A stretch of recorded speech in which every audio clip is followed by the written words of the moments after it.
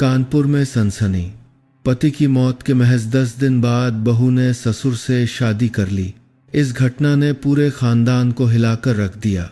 कानपुर शहर के एक छोटे से पुनर्वास इलाके के एक कोने में एक शांत गली के किनारे हल्के पीले रंग का 2 मंजिला मकान था।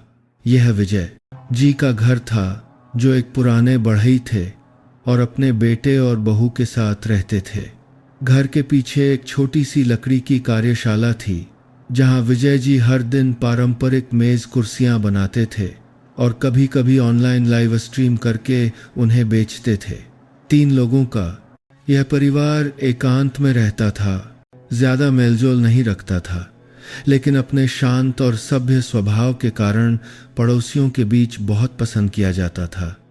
प्रिया उनकी बहू एक युवा लड़की थी, जो बचपन में ही अपने माता पिता को खो चुकी थी और एक अनाथालय में पली बढ़ी थी। विजय जी के इकलौते बेटे रोहन से शादी के बाद वह बहू बनकर आई घर की दूसरी मंजिल पर रहती थी। अपने पति के छोटे मोटे व्यापार में मदद करती थी और ऑनलाइन अकाउंटेंट का काम करती थी। जीवन भले ही बहुत समृद्ध न हो, लेकिन शांत था उस फेटफुल रात तक। रोहन की मौत एक दुर्घटना में हो गई।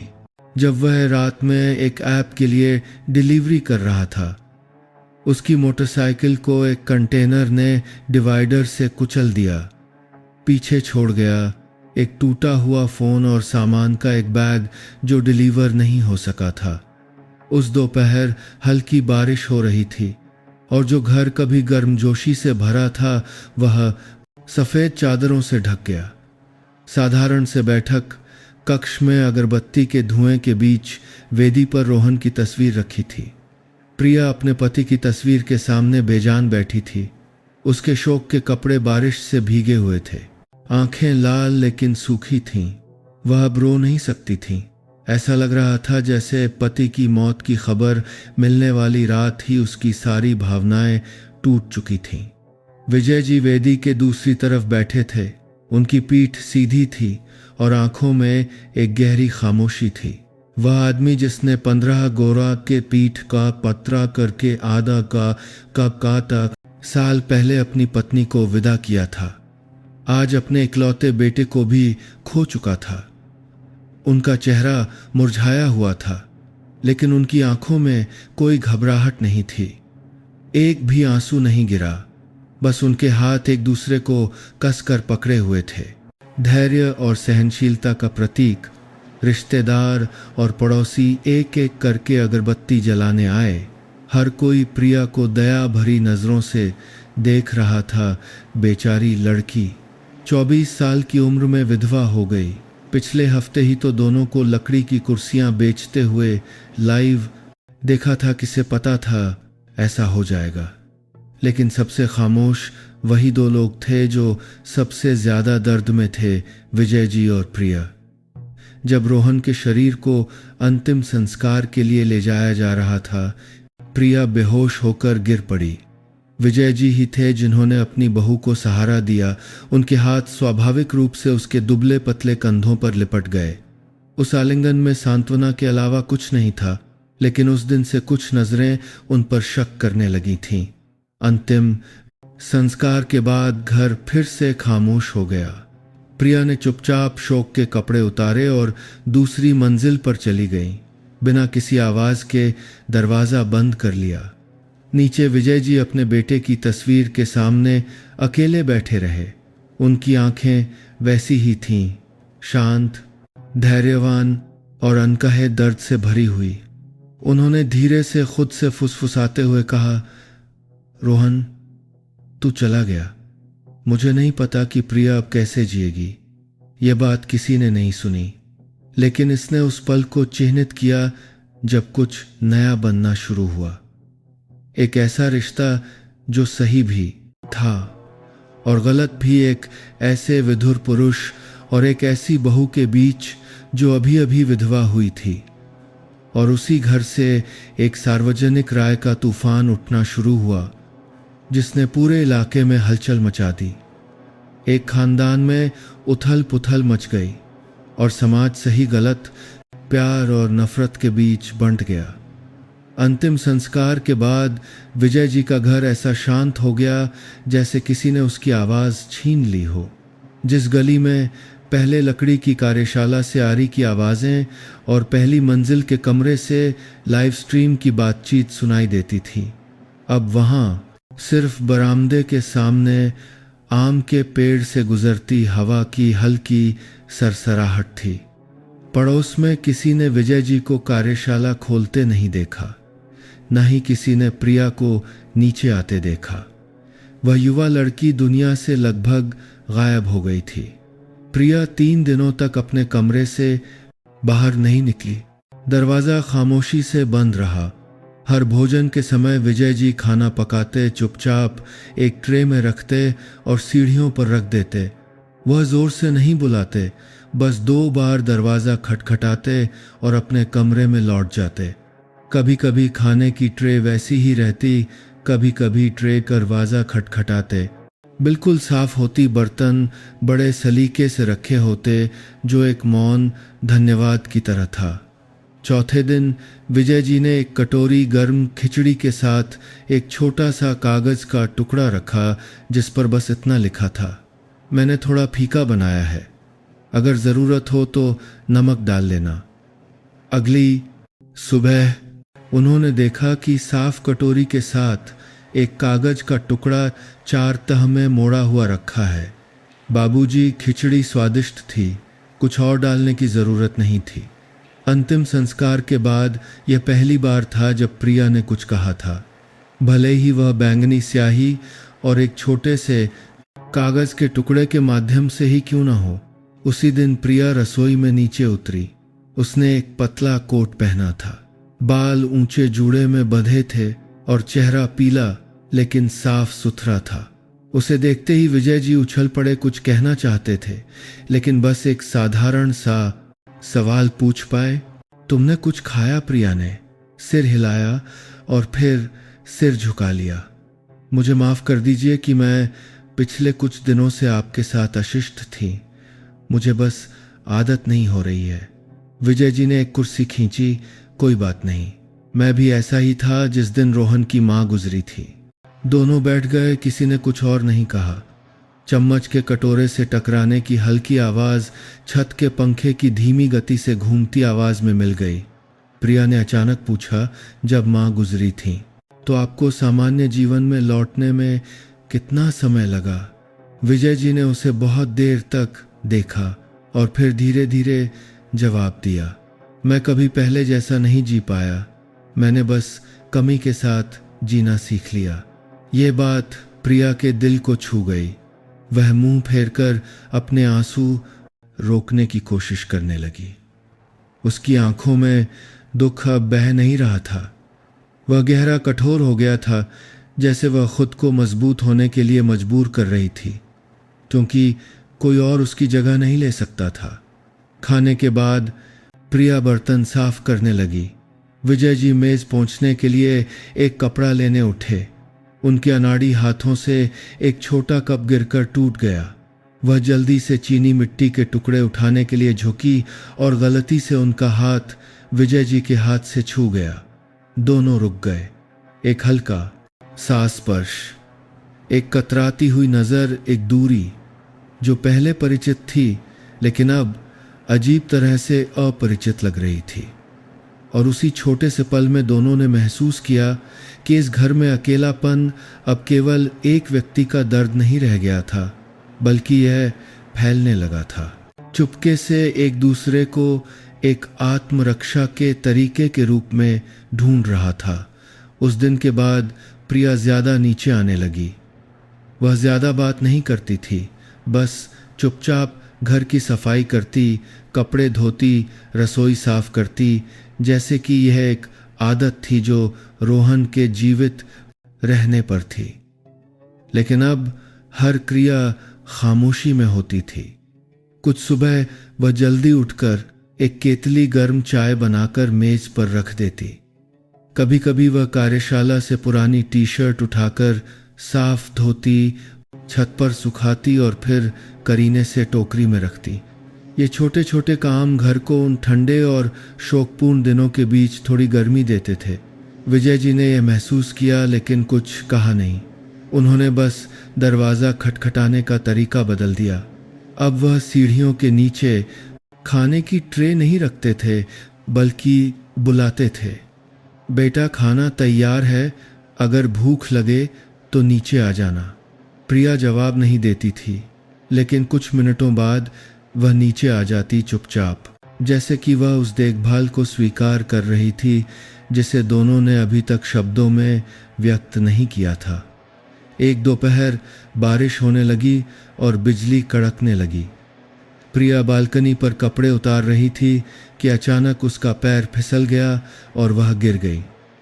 तेज आवाज सुनकर विजय जी सीढ़ियों से ऊपर भागे। प्रिया तुम ठीक तो हो? उन्होंने झुककर उसे उठाया, उसके कांपते कंधों को कसकर पकड़ लिया।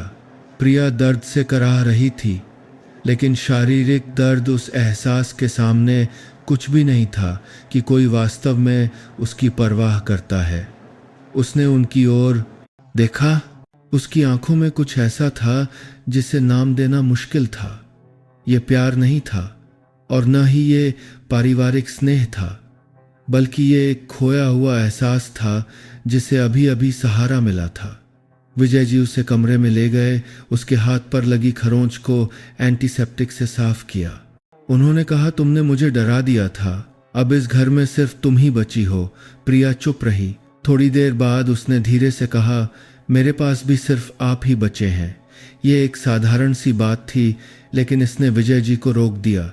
दो लोग, दो खालीपन, एक ऐसे सच से टकराए जिसे कोई स्वीकार नहीं करना चाहता था। कुछ दिनों बाद प्रिया खुद लकड़ी की कार्यशाला में गई और पूछा बाबूजी, क्या आपको किसी मदद की जरूरत है? उन्होंने आरी की मेज से सिर उठाया, बहुत हैरान हुए लेकिन बाहर नहीं दिखाया। उन्होंने प्रिया को बैठने के लिए एक छोटा स्टूल दिया और उसे कागजों का एक बंडल दिया। यह ऑर्डर की सूची है, क्या तुम इसे स्टॉक के साथ मिलाने में मेरी मदद करोगी? प्रिया ने सिर हिलाया। वह वहां बैठ गई, एक एक कागज पलटती रही। उसकी आंखें ध्यान से देख रही थीं, जैसे वह अपने ससुर के काम को फिर से शुरू करने में मदद करने के लिए जल्दी से सब कुछ सीखने की कोशिश कर रही हो। कभी कभी वह उसकी ओर देखते, उनकी आंखों में एक ऐसी गर्मजोशी थी जिसके बारे में उन्होंने खुद भी नहीं सोचा था कि बेटे को खोने के बाद भी मौजूद होगी। उस दिन से हर दोपहर दोनों कार्यशाला में बैठते, एक काम करता, दूसरा लिखता, एक पूछता, दूसरा जवाब देता, और इस तरह लकड़ी के बुरादे की महक से भरी कार्यशाला के बीच दो घायल आत्माओं ने चुपचाप एक नई सांस पाई, बिना जल्दबाजी के, बिना किसी गलती के, बस उस व्यक्ति के हिस्से के लिए भी जीने की कोशिश कर रहे थे जो अब इस दुनिया में नहीं था। कानपुर में मार्च की शुरुआत हुई।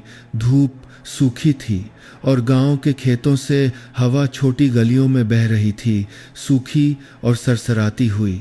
विजय जी के घर के आंगन के सामने आम का पेड़ पीले फूलों के गुच्छों से लद गया था। लकड़ी की कार्यशाला फिर से खुल गई थी। आरी और छेनी की आवाजें नियमित रूप से गूंज रही थीं, जैसे कि इस जगह से कोई मातम कभी गुजरा ही ना हो। लोगों ने देखना शुरू कर दिया कि प्रिया, वह बहू जिसने अभी अभी अपने पति को खोया था, अक्सर विजय जी की कार्यशाला में मदद करती थी। कभी लकड़ी उठाती, कभी हिसाब लिखती और कभी कभी पहले की तरह लाइव स्ट्रीम करके सामान बेचती थी। लड़की दुबली और पीली हो गई थी, लेकिन उसकी मुस्कान धीरे धीरे लौट रही थी, भले ही वह स्क्रीन पर एक पल के लिए ही क्यों ना हो। और यहीं से फुसफुसाहट शुरू हुई। अभी 10 दिन ही हुए हैं पति को मरे और देखो कैसे हंस बोल रही है। विधवा लड़की ससुर के साथ रह रही है, क्या लोगों को शक नहीं होगा? मैंने देखा है, विजय जी उस लड़की की कुछ ज्यादा ही परवाह करते हैं। ये बातें शुरू में सब्जी मंडी के कोने में फुसफुसाहट के रूप में थीं, लेकिन एक बार जब वे एक मुंह से निकल जाती हैं तो वे दूसरे तक पहुंच जाती हैं। एक देर शाम विजय जी की बड़ी बहन कमला बुआ घर आ। धमकी, उनका चेहरा तना हुआ था। कदम तेज थे और हाथ कमर पर थे। विजय, तुम अपनी बहू को इस तरह अपने साथ कब तक रखोगे? विजय जी ने लकड़ी के बुरादे से सने हाथ पोंछते हुए शांति से जवाब दिया, इस घर में अभी भी कमरा है, जगह है। वह और कहाँ जाएगी? कमला बुआ ने गुस्से से कहा। कहीं भी जाए, लेकिन वह एक नई विधवा है। इस मोहल्ले में लोग देखेंगे तो कौन मानेगा कि तुम दोनों के बीच बाप बेटी का रिश्ता है। प्रिया अंदर से बाहर आई और हर शब्द सुना उसका चेहरा पीला पड़ गया, हाथ हल्के से कांपने लगे, लेकिन बोलने के बजाय उसने बस कमला बुआ को नमस्ते किया और चुपचाप घर के अंदर चली गई। उस दिन के बाद प्रिया बदल गई। उसने लाइव स्ट्रीम करना बंद कर दिया, लकड़ी की कार्यशाला में भी नहीं जाती थी, पूरे दिन बस रसोई या आंगन की सफाई में लगी रहती। विजय जी ने यह महसूस किया, लेकिन पूछा नहीं। एक रात खाने के बाद उन्होंने चुपचाप प्रिया के लिए एक गिलास संतरे का जूस भरा और उसके सामने रख दिया। मुझे माफ़ करना कि तुम्हें वो बातें सुननी पड़ी जो नहीं सुननी चाहिए थीं। प्रिया ने गिलास उठाया। उसकी आंखें लाल थीं। किसी की गलती नहीं है। लोग जो सोचते हैं वह उनका अधिकार है। विजय जी ने उसे देखा। उनकी आंखों में एक दृढ़ संकल्प था। मुझे परवाह नहीं है कि वे क्या सोचते हैं। मैं बस यह चाहता हूं कि तुम इस घर में डर कर न जियो। प्रिया ने उनकी ओर देखा। उसकी आंखों में आंसू भर आए। पहली बार उसने धीरे से जवाब दिया, यह अभी भी मेरा घर है, लेकिन बाबूजी मुझे डर है कि कहीं मैं ही लोगों द्वारा आपको चोट पहुंचाने का कारण न बन जाऊं। यह बात उनके दिल को छू गई। एक अजीब सा एहसास हावी हो गया, जो अब केवल जिम्मेदारी या कर्तव्य नहीं था, बल्कि कुछ गहरा, अधिक सहज था। लेकिन उन्होंने कुछ नहीं कहा, बस धीरे से कहा, अगर तुम्हें डर लगता है तो मैं तुम्हारे साथ यह बोझ उठाऊंगा। प्रिया दीवार की ओर मुंह करके लेटी रही। आंसू तकिए को भिगो रहे थे। उसे नहीं पता था कि वह किसके लिए रो रही है, रोहन के लिए, अपने ससुर के लिए या खुद के लिए। वह बस इतना जानती थी कि जितना वह अपने दिल में इस भावना को दबाने की कोशिश कर रही थी, वह उतना ही चुपचाप बढ़ रही थी, जैसे राख के ढेर के नीचे एक छोटी सी आग हवा के झोंके से सुलगती रहती है। कमला बुआ से बातचीत के 3 दिन बाद प्रिया ने अपना सामान पैक करने का फैसला किया। दूसरी मंजिल के कमरे में बिस्तर के नीचे एक छोटा सूटकेस रखा था। वह चुपचाप कपड़े तह कर रही थी। रोहन की एक शर्ट उसने अभी भी अलग रखी थी, जैसे एक आदत जिसे वह छोड़ नहीं सकती थी। आखिरी कपड़ा तह करते हुए उसका हाथ अचानक रुक गया। रोहन द्वारा लिखा गया एक छोटा सा कागज का टुकड़ा शर्ट की जेब से गिर गया। चिंता मत करो, पत्नी डिलीवरी खत्म होते ही घर आकर तुम्हें गले लगाऊंगा। प्रिया बिस्तर के किनारे बैठ गई। उसकी आंखों में आंसू भर आए। उसे नहीं पता था कि वह गपशप के कारण जा रही है या अपने ससुर की गर्मजोशी भरी नजरों के डर से, जो धीरे धीरे उसके दिल को भटका रही थीं। उस शाम जब विजय जी खाना बनाने के लिए रसोई में आग जलाने की तैयारी कर रहे थे, उन्होंने देखा कि प्रिया का कमरा खुला है। वह सूटकेस खींचकर नीचे आई। उसका चेहरा दृढ़ था, लेकिन आंखें लाल थीं। तुम कहाँ जा रही हो? उन्होंने पूछा। उनका हाथ बीच में ही रुक गया। प्रिया कुछ सेकंड के लिए रुकी और फिर धीरे से बोली, मैं बाहर किराए पर रहने जा रही हूं। मुझे लगता है कि यह आपके लिए बेहतर होगा। लोग बहुत ज्यादा बातें कर रहे हैं। मैं आपको और परेशान नहीं करना चाहती। यह बात सुनकर विजय जी स्तब्ध रह गए, जैसे दूसरी बार उन्होंने किसी अपने को खो दिया हो। इस बार मौत की वजह से नहीं, बल्कि खामोशी और घुटन भरी सहनशीलता की वजह से। मुझे दुनिया की समझ की जरूरत नहीं है। मुझे बस इतना चाहिए कि तुम यहां सम्मान से रहो, बस इतना ही काफी है, उन्होंने धीमी भारी आवाज में कहा। प्रिया ने सिर झुका लिया। लेकिन मैं थक गई हूं बाबूजी। हर नज़र से, हर फुसफुसाहट से। हर बार जब मैं बाजार जाती हूँ और लोग मुझे ऐसे देखते हैं जैसे मैंने कोई भयानक काम किया हो। वह आगे बढ़े और उसका हाथ पकड़ लिया। अंतिम संस्कार के बाद पहली बार उन्होंने अपनी बहू का हाथ एक सच्चे पिता की तरह पकड़ा, जो अपनी बेटी को घर छोड़ने से रोक रहा हो। अगर तुम चली जाओगी तो मैं इस घर में अकेला रहूंगा, लेकिन अगर बाद में तुम्हारे साथ कुछ होता है तो क्या तुम मुझे फोन करने की हिम्मत करोगी? प्रिया ने उन्हें देखा। उसकी आंखें चमक रही थीं। बाबूजी, मुझे और मुश्किल में मत डालिए। मैं मुश्किल में नहीं डाल रहा हूं। मैं बस ये नहीं चाहता कि तुम इस शहर में अकेली रहो जहां कोई भी तुम्हारा सच्चा नहीं है। उसने होंठ भींच लिए। थोड़ी देर बाद उसने एक गहरी सांस ली, अपना हाथ छुड़ाया और सूटकेस खींचकर दरवाजे से बाहर निकल गई। ना रोई, ना पीछे मुड़कर देखा। उस शाम फिर से बारिश हुई। अजीब बात है, जब भी सबसे ज्यादा दर्द होता है आसमान भी साथ नहीं देता। उस रात विजय जी ने अकेले खाना खाया। खाने की मेज जो पहले से ही खाली थी अब और भी सूनी लग रही थी। प्रिया की जगह पर अभी भी एक कुर्सी थी, लेकिन खाना अब 2 हिस्सों में नहीं बंटा था। उन्होंने कुछ कौर खाए और फिर कटोरी को धकेल दिया। उनके दिल में एक खालीपन का एहसास हुआ, जैसा कि तब हुआ था जब उनकी पत्नी गुजरी थी, जैसे उस दिन जब रोहन गया और वापस नहीं आया। लेकिन इस बार यह अलग था। जाने वाला व्यक्ति अभी भी जीवित था, अभी भी इस शहर में कहीं था।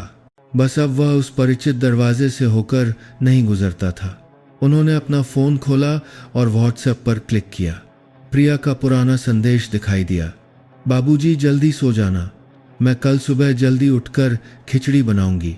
मैंने शेल्फ पर आपकी ब्लड प्रेशर की दवा रख रहा है, दी है, याद से ले लेना। उन्होंने कुछ टाइप करने की कोशिश की, लेकिन फिर उसे मिटा दिया। अंत में उन्होंने बस एक पंक्ति टाइप की, अगर तुम्हें किसी भी चीज की जरूरत हो तो बस मुझे संदेश भेज देना, चाहे वह कुछ भी हो। लेकिन फिर उन्होंने वह भी नहीं भेजा। प्रिया ने एक छोटा सा किराए का कमरा एक बाजार के पास लिया, जो विजय जी के घर से लगभग 15 मिनट की साइकिल की दूरी पर था। कमरा केवल 15 वर्ग मीटर का था। दीवारों पर नमी के धब्बे थे और टिन की छत पतली थी, इसलिए धूप वाले दिनों में यह भट्टी की तरह तपता था और बारिश की रातों में यह खिड़की के किनारे से टपकता था। लेकिन प्रिया ने शिकायत नहीं की। उसके लिए इस समय बस एक ऐसी जगह चाहिए थी जहां कोई न देखे, कोई फुसफुसाए नहीं। बस इतना ही काफी था। सुबह सुबह वह अपनी दोस्त की मदद करने के लिए सब्जी बेचने बाजार जाती। दोपहर में एक छोटे से फर्नीचर की दुकान के लिए ऑनलाइन हिसाब किताब करती। शाम को वह एक पैकेट नूडल्स खाती, अपना सामान करीने से रखती और फिर अपने शांत कमरे में अकेली बैठ जाती। हर दिन ऐसा ही था, नियमित। लेकिन दिन ब दिन प्रिया को अपने अंदर एक खालीपन महसूस होता था। कोई उससे यह नहीं पूछता था कि उसने कुछ खाया या नहीं। कोई उसके लिए संतरे का जूस नहीं रखता था। कोई सिरदर्द की दवा बिस्तर के पास नहीं रखता था जैसा पहले होता था।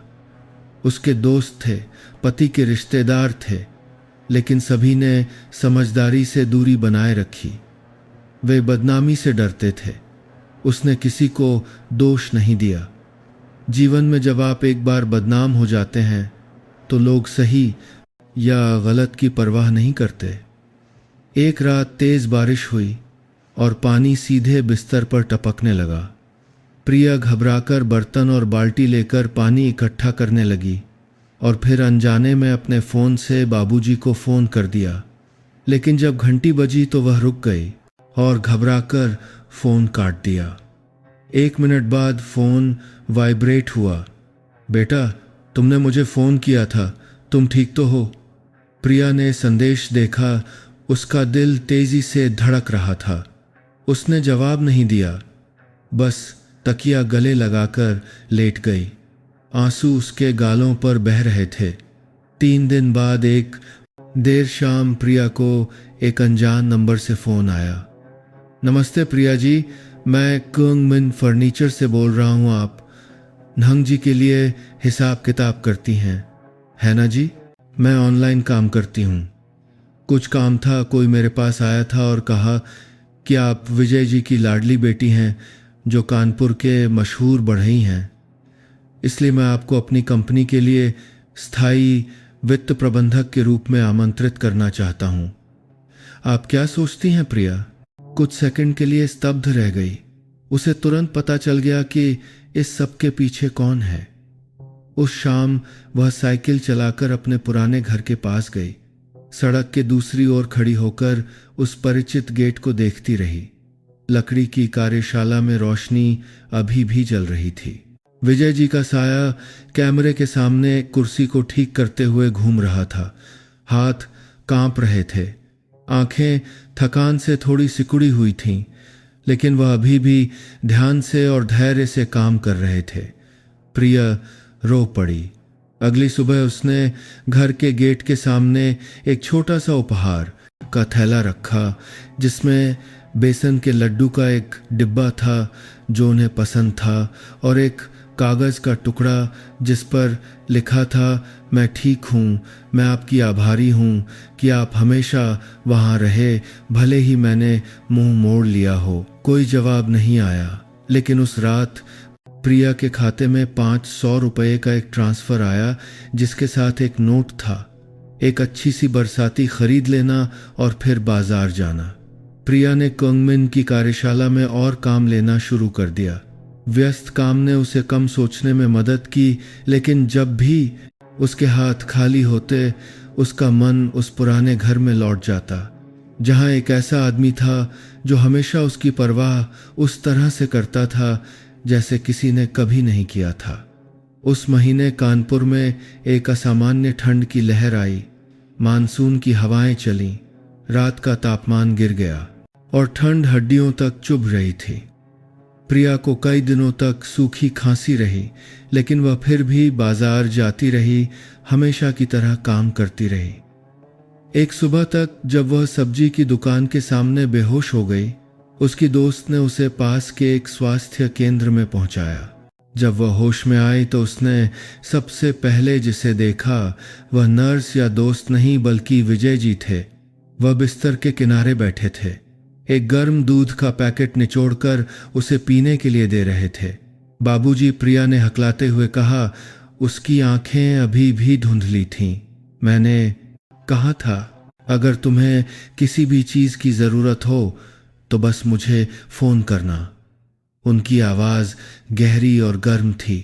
कोई डांट नहीं, कोई शिकायत नहीं, बस एक साधारण सा वाक्य जिसने प्रिया के दिल को टुकड़े टुकड़े कर दिया। अस्पताल से छुट्टी की औपचारिकताएं पूरी करने के बाद विजय जी प्रिया को मोटरसाइकिल पर वापस ले गए। किराए के कमरे के सामने रुके। उन्होंने जंग लगे दरवाजे फटे हुए छज्जे को देखा और पूछा, तुम पिछले कुछ महीनों से यहाँ रह रही हो? प्रिया ने सिर झुका लिया, कोई जवाब नहीं दिया। तुमने मुझे क्यों नहीं बताया? मैं कोई अजनबी नहीं हूं। प्रिया का गला भर आया। थोड़ी देर बाद ही वह बोल पाई, मैं हिम्मत नहीं कर सकी, क्योंकि आपके जितना करीब आती हूं उतना ही मुझे लगता है कि मैं गलत हूं। मैं अब सही नहीं रही। बाबूजी, विजय जी रुक गए। उनकी आंखें गहरी थीं। गलत क्यों? क्योंकि मैं अब आपके बारे में पहले की तरह नहीं सोचती। जब भी मुझे घर की याद आती है, मुझे रोहन की नहीं आपकी याद आती है। मुझे आपकी आंखों से डर लगता है, आपकी छोटी छोटी परवाह से, क्योंकि मेरा दिल अब सामान्य नहीं रहा बाबूजी। ये बात उस दर्द को चीर गई जिसे दोनों इतने दिनों से झेल रहे थे। विजय जी ने कुछ नहीं कहा। उन्होंने बस चुपचाप अपना पहना हुआ कोट उतारकर उसके ऊपर डाल दिया। तुम्हें ठंड लगा? और बाद मारे बाद बाबूजी, ये रही है, अंदर जाओ, मैं थोड़ी देर यहीं खड़ा हूं। प्रिया अंदर गई और दरवाज़ा बंद कर दिया, लेकिन दरवाजे के पीछे खड़ी होकर वह अपना चेहरा छुपाकर रोने लगी। आंसू बहते रहे। उसी समय विजय जी बाहर खड़े होकर आसमान की ओर देख रहे थे। हल्की बूंदाबांदी उनके सफ़ेद बालों पर गिर रही थी। उन्हें नहीं पता था कि वो गलत थे या बस अपने दिल के लिए एक सही काम कर रहे थे। उस रात प्रिया सो नहीं सकी। वह अपनी पुरानी शादी की तस्वीर देख रही थी। वह और रोहन दादा दादी की वेदी के पास मुस्कुराते हुए खड़े थे। रोहन की आंखें चमकदार थीं, लेकिन प्रिया के दिल में वह छवि अब बहुत अपरिचित लग रही थी। उसके दिमाग में इस समय केवल एक ही व्यक्ति था, वह ससुर जिसने अंतिम संस्कार के दिनों में चुपचाप उसके चेहरे को पोंछने के लिए तौलिया धोया था, जिसने कमरे के दरवाजे पर गर्म पानी रखा था, जिसने आधी रात को सिर्फ एक अनुत्तरित संदेश का जवाब देने के लिए बिस्तर छोड़ा था। वह भावना अब आकार ले चुकी थी, अब छिपी नहीं थी, और वह जानती थी कि आज के इस पल से वह खुद का सामना किए बिना आगे नहीं जी सकती। अगली सुबह प्रिया ने नौकरी छोड़ दी। उसने फर्नीचर की दुकान की मालकिन को एक लंबा संदेश भेजा।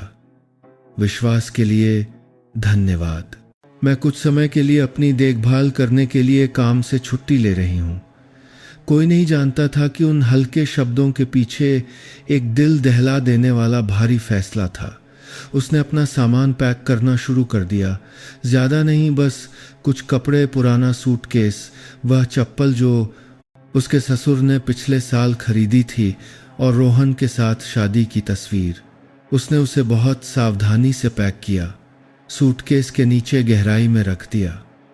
जो भी हो, रोहन वह व्यक्ति था जिसने उसके दिल को पहली बार धड़काया था, लेकिन वह अतीत अब उसके दिल को एक नई दिशा में जाने से नहीं रोक सकता था। दोपहर में प्रिया बस स्टेशन गई और दिल्ली के लिए एक टिकट खरीदा।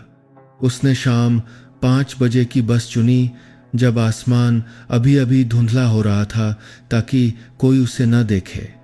उसने किसी को अलविदा नहीं कहा और न ही विजय जी को कोई संदेश भेजा, लेकिन वह जानते थे, क्योंकि उस दोपहर जब वह पास के सुपरमार्केट में खाना पकाने का तेल खरीदने गए तो सुरक्षा गार्ड ने कहा, लगता है गली नंबर 16 में रहने वाली लड़की अभी अभी बस स्टेशन गई है।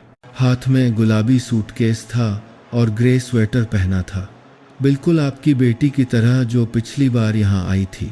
विजय जी ने प्लास्टिक की थैली को कसकर पकड़ लिया। बिना कुछ सोचे वह अपनी मोटरसाइकिल पर बस स्टेशन की ओर भागे।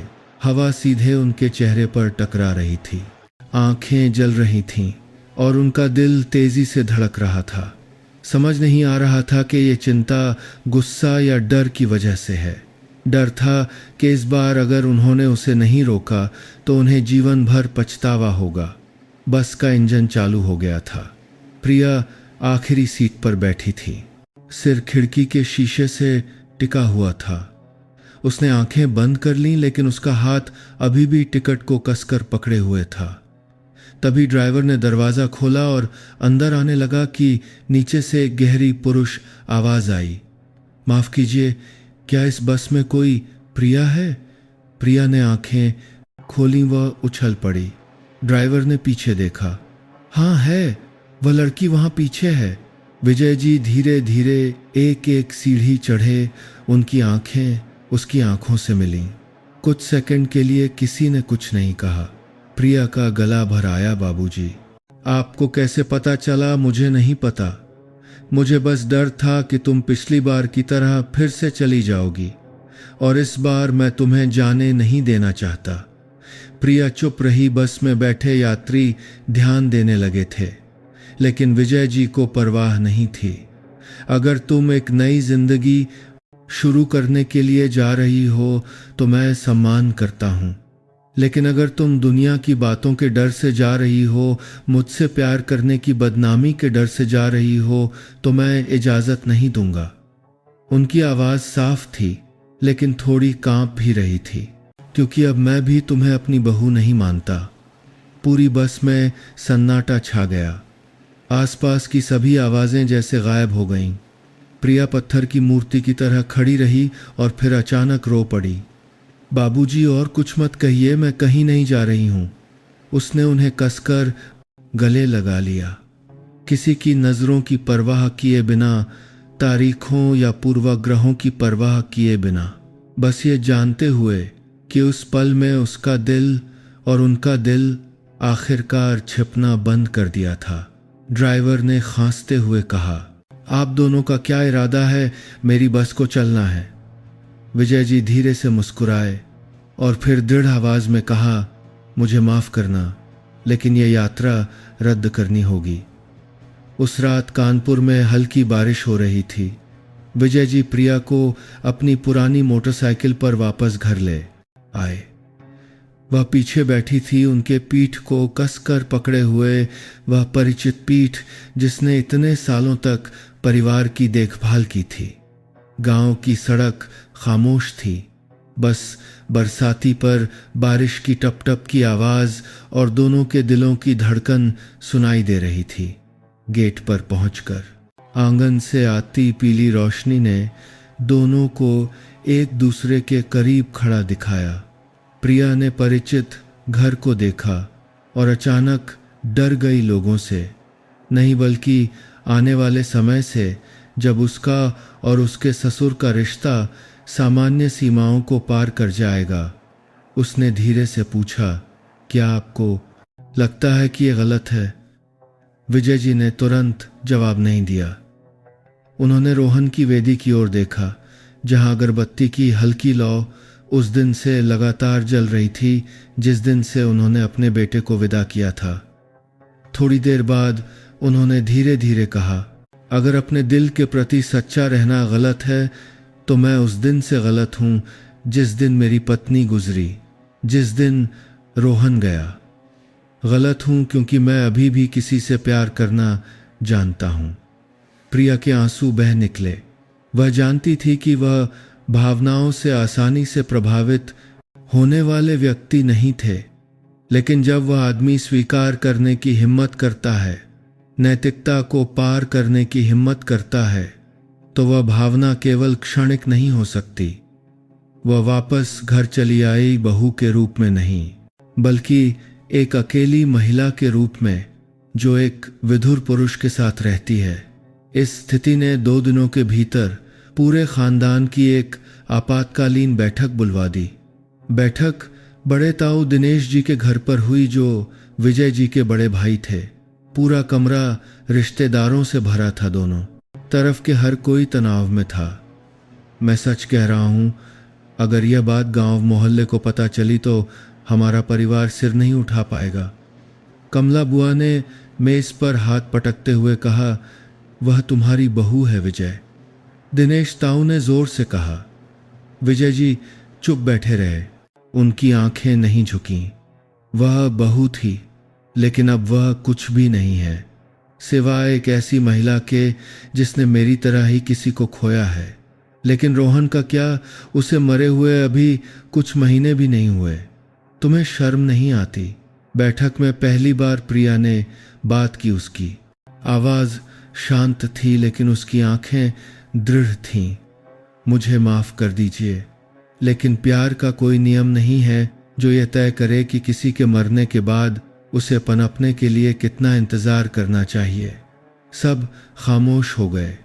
प्रिया ने आगे कहा, मैं रोहन के साथ अपने अतीत को कभी नहीं नकारती, लेकिन बाबूजी के लिए मेरा प्यार किसी की जगह लेने के लिए नहीं है।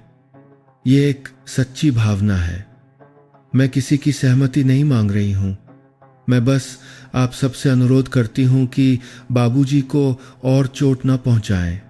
विजय जी ने मेज के नीचे धीरे से प्रिया का हाथ पकड़ लिया। वह खामोश पकड़ ताकत से भरी थी। उस दिन के बाद परिवार में 2 तरह की राय बन गई। कुछ ने समर्थन किया, कुछ ने गालियां दी, लेकिन अजीब तरह से जो लोग रोहन के सबसे करीब थे वे चुप रहे। शायद वे किसी और से बेहतर समझते थे कि प्रिया धोखेबाज नहीं थी, बल्कि एक ऐसी व्यक्ति थी जिसे पीछे छोड़ दिया गया था, इतनी अकेली कि उसे जीवित व्यक्ति में गर्मी खोजनी पड़ी। प्रिया और विजय जी की खबर आखिरकार खानदान या गांव की सीमाओं में नहीं रही। एक सोमवार की सुबह जब प्रिया नाश्ता कर रही थी, उसका फोन लगातार बज रहा था। संदेश कॉल, फेसबुक पर टिप्पणियां पटाखों की तरह फूट रही थीं।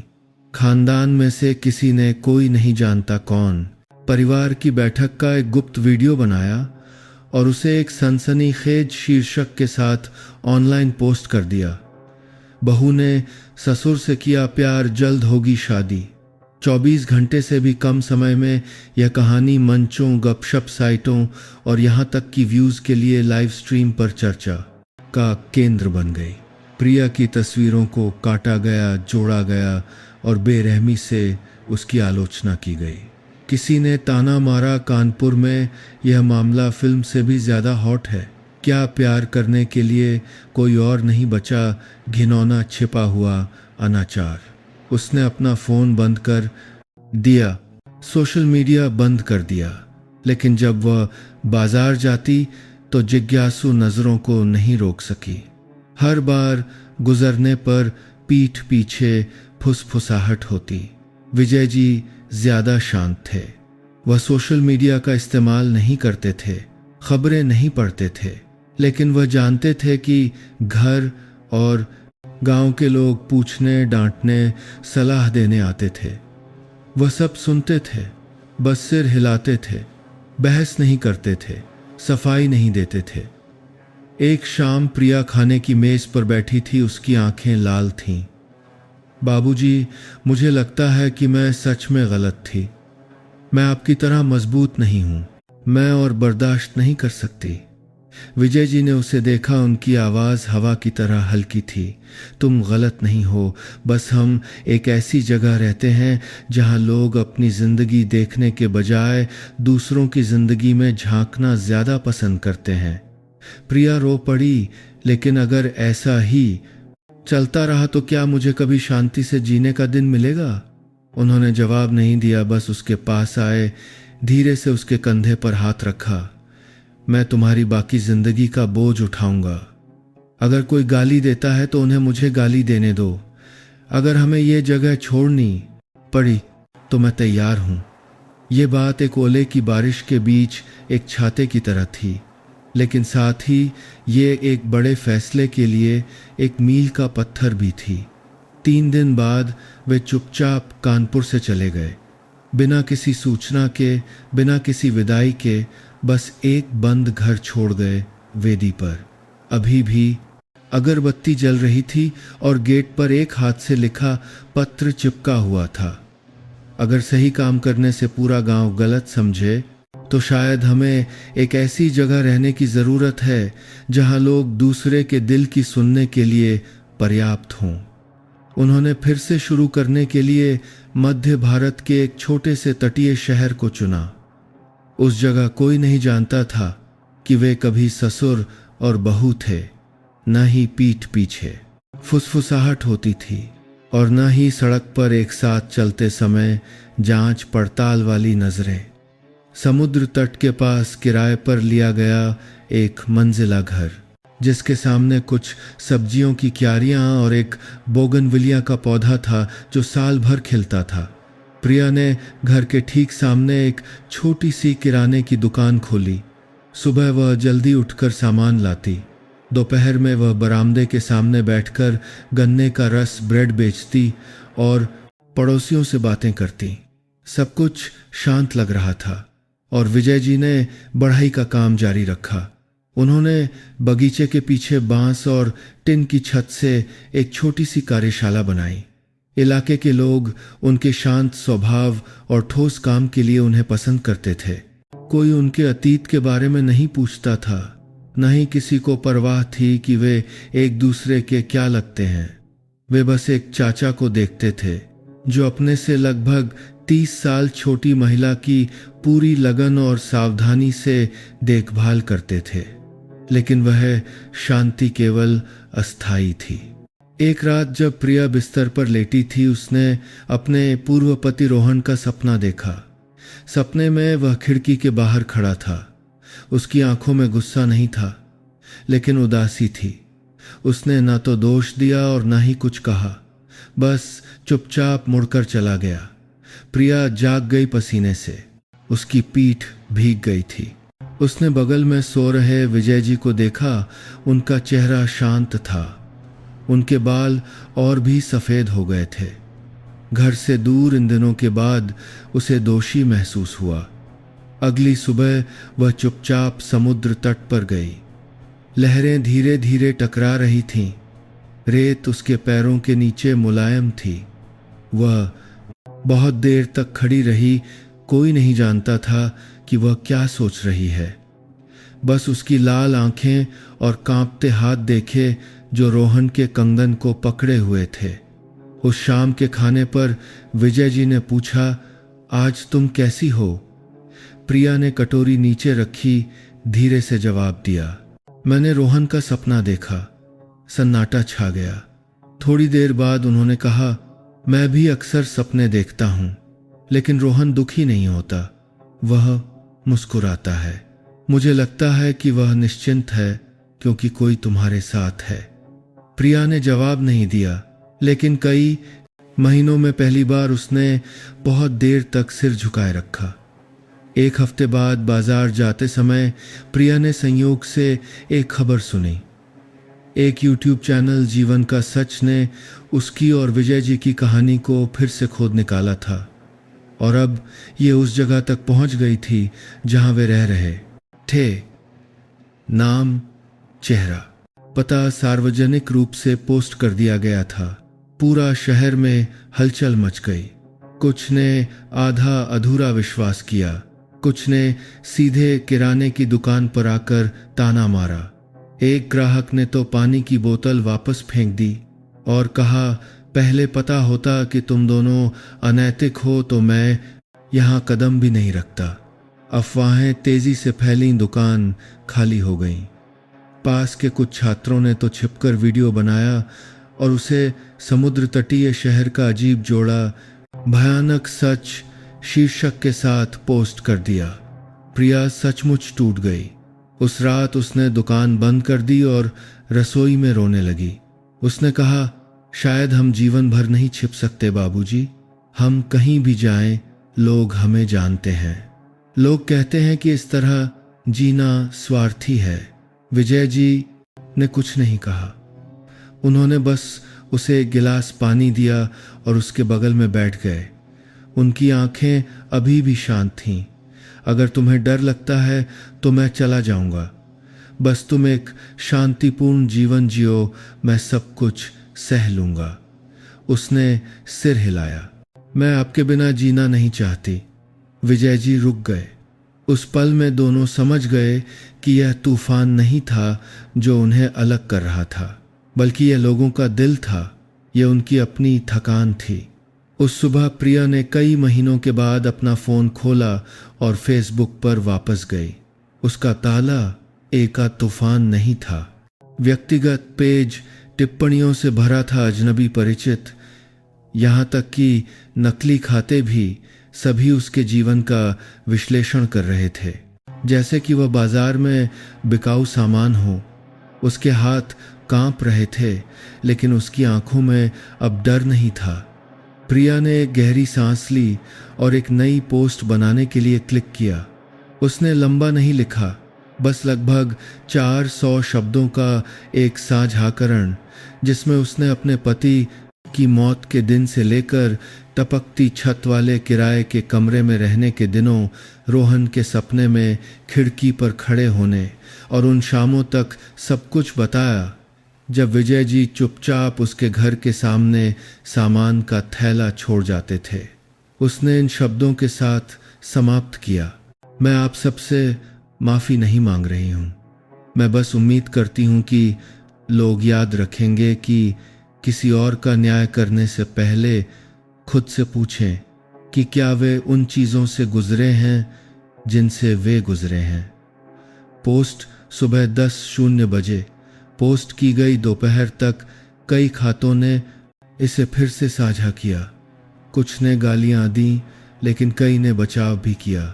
प्यार गलत नहीं है, बस समाज इसे स्वीकार करने को तैयार नहीं है।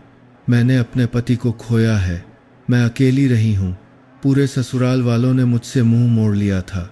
मैं इस लड़की को समझती हूँ। झूठे नैतिकता के साथ जीने से बेहतर है कि वह अपनी भावनाओं के साथ सच्ची रहे। शाम तक दिल्ली से एक पत्रकार ने फ़ोन किया और प्रिया को आधिकारिक तौर पर अपनी बात रखने के लिए आमंत्रित किया। वे एक गहन रिपोर्ट करना चाहते थे, सनसनीखेज नहीं, कांट छांट नहीं, बस एक इंसान से इंसान की बातचीत। प्रिया थोड़ी देर चुप रही और फिर वह सहमत हो गई। जिस दिन रिपोर्ट प्रसारित हुई, विजय जी प्रिया के बगल में पुराने टीवी के सामने बैठे थे। स्क्रीन पर सफ़ेद शर्ट पहने एक लड़की की छवि थी। उसका चेहरा बिना मेकअप के था, उसकी आंखें दृढ़ थीं। मेरे पति की मृत्यु तब हुई जब हम बहुत छोटे थे। उस नुकसान ने मुझे यह सोचने पर मजबूर कर दिया कि मैं फिर कभी किसी से प्यार नहीं कर सकती। लेकिन फिर मुझे एहसास हुआ कि एक व्यक्ति मेरे सबसे कमज़ोर पलों में मेरे साथ था।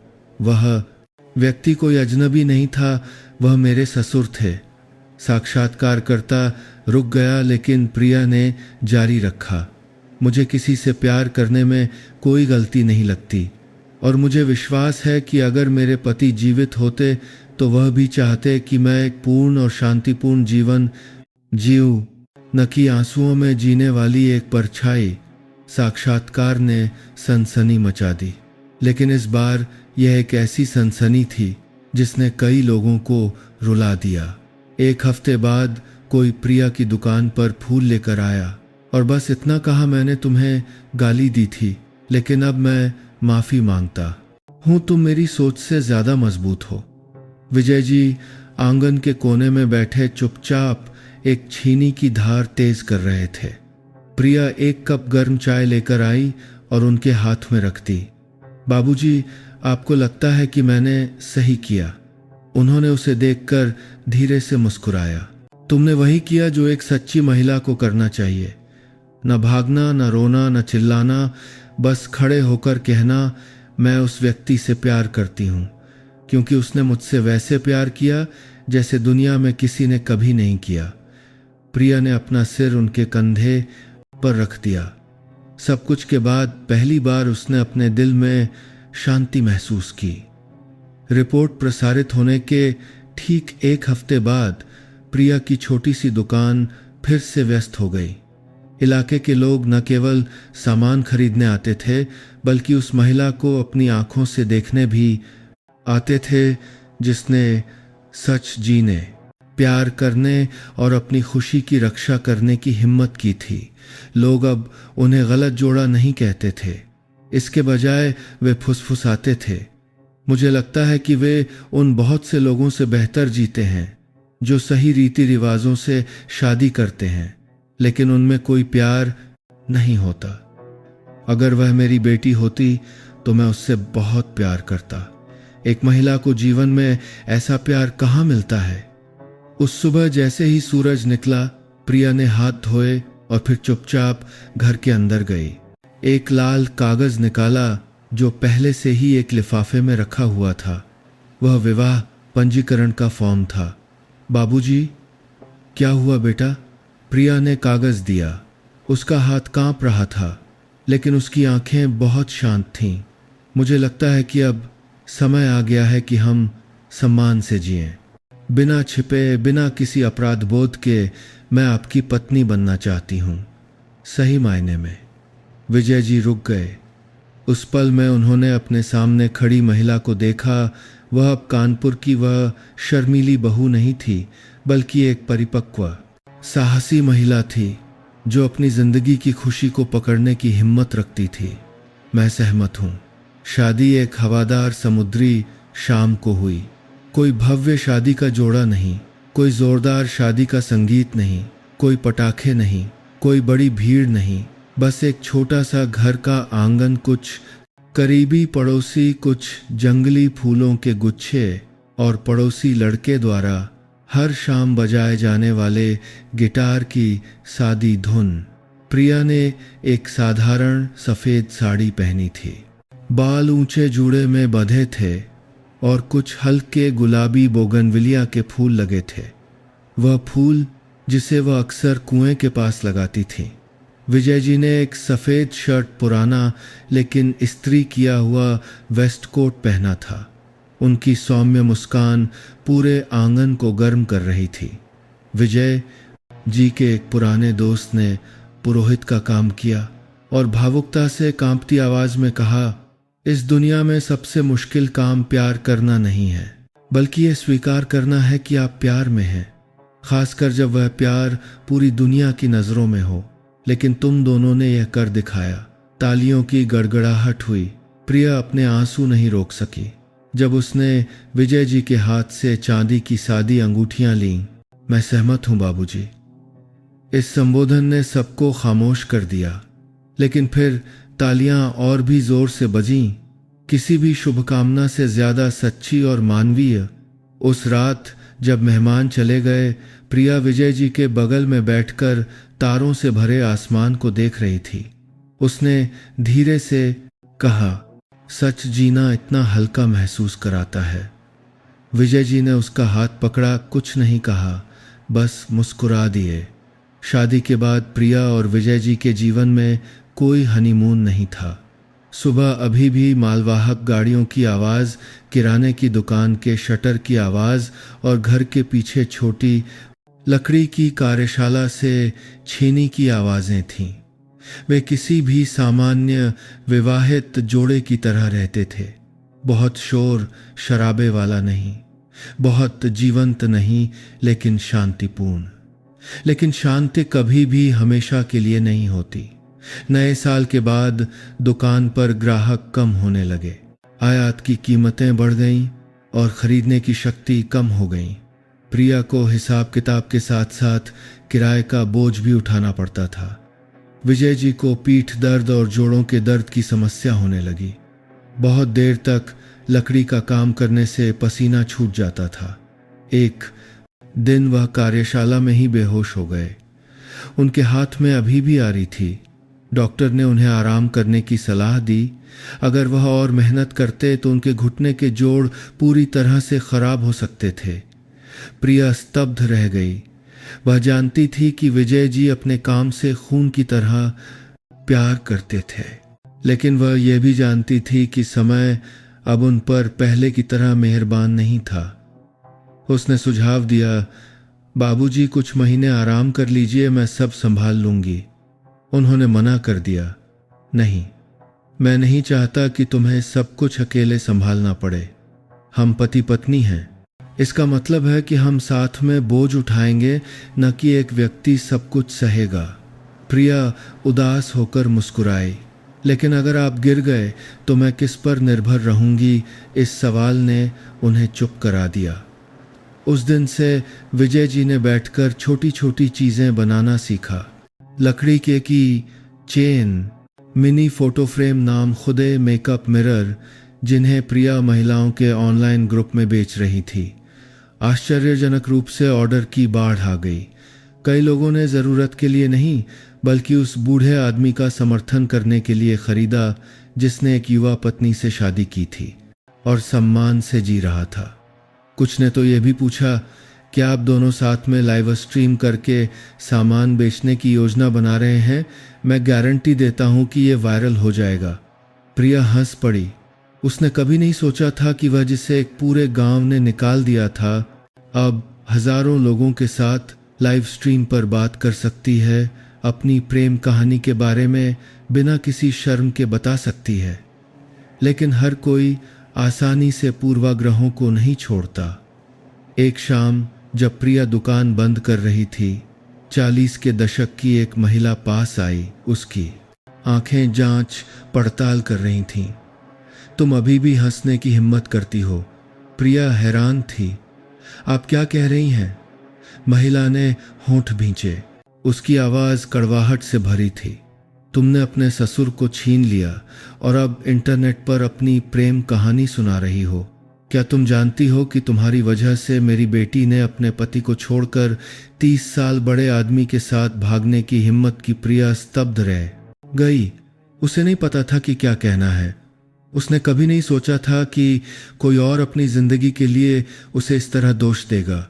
उस रात उसने विजय जी को बताया। उन्होंने बस एक गहरी सांस ली। इस दुनिया में जब हम बहुमत से अलग जीते हैं तो दोष दिया जाना एक ऐसी चीज है जिससे बचा नहीं जा सकता, लेकिन दूसरों की कड़वाहट को, अपने अंदर की सुंदरता को मारने मत देना बेटा।